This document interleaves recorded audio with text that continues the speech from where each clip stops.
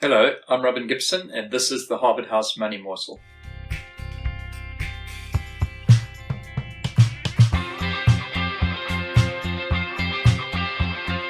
Welcome back. Thank you for joining us again. Don't forget to like and subscribe. Click the bell so you get a notification of when we're releasing a new video. I'm sitting again with Michael Porter. You'll see that winter's gone away. Summer's arrived. I'm in short sleeves, Michael. Much warmer than last time, wasn't it? Yeah, wait for tomorrow. Wait for tomorrow, yes. I think we're going to get another cold front through. So, Michael, we've seen this last week that there's been a bit of a wobble in American markets. I think NVIDIA, the favorite, was off 10%. The concern's really around the economy, isn't it? Yeah, Robin, sometimes I think you look back and the market falls a little bit and you kind of know that it's overvalued and it probably needs to correct a little bit, but the trigger can be anything, a million things, maybe depending on what side of the bed you wake up on that morning, But yeah, I think, Robin, we've been saying for some time that I think the market's transitioning at the moment from this view that interest rate cuts are really good and they're going to underpin valuations. To the point where interest rate cuts are bad because actually it means the economy is slowing down. And so we're only literally a couple of weeks away from interest rate cuts. It should be in 2 weeks' time. I think 2 weeks yesterday the Fed meets and I'm sure they will cut. So the debate is really around 25 or 50 basis points. But this last week on Monday we had some quite soft manufacturing data. So we quite often refer to the PMI index in intuition and presentations and things. That's a gauge of manufacturing. Yes. In the US, it's well below 50. So the services side is still above 50, which means expansion. Yeah. But the manufacturing has been below 50 for a while, for probably 9 months now. And it was a little bit weaker. And I think it's just underscoring this notion that the US economy is slowing down. Yeah. The other thing, we get US unemployment data tomorrow. It always comes out on the first Friday of the month. But last month, the U.S. Statistical Agency, I can't remember exactly which department, sorry, but they revised down. So they release this unemployment data every month and, 250,000 jobs were created or whatever the case is. They've revised their numbers down for the last sort of year or 18 months by 820,000 jobs. Yes. So those numbers have been overstated by 820. So the unemployment rate is probably not 4.3%. It's probably 4.5, 4.6%. Okay. And actually, if that is the case, then actually the labor market is actually a little bit weaker than I think people expected. And maybe the Fed would have reacted differently had they known that, But there's no doubt that, I'm sure all our listeners have felt the pressure over the last couple of years. You've got high interest rates, and I know that maybe retirees aren't always affected by that, but it's been tough. Petrol prices are high, interest rates are high, the economy is not growing, things have been tough down here. Yes. But actually exactly the same things happening overseas, utility bills are quite high, interest rates.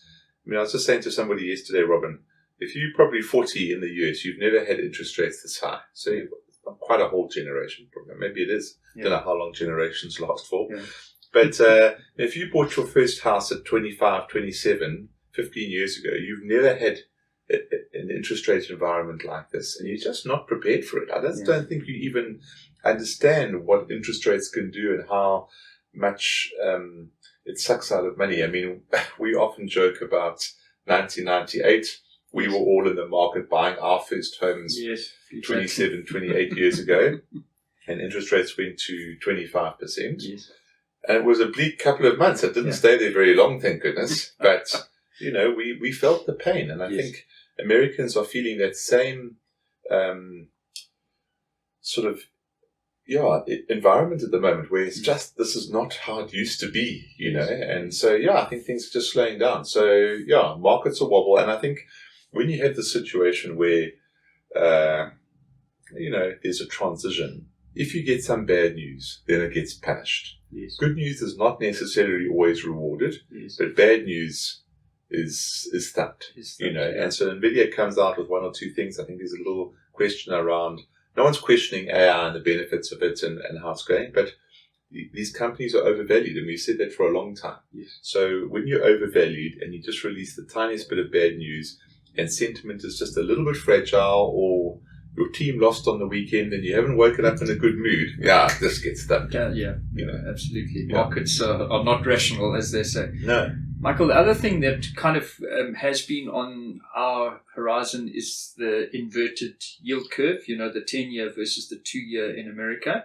I see that turned around the corner. I was reading an article that said that's not, the inverted yield curve is normally an indicator of recession, but the recession actually only arrives when it turns around the other way.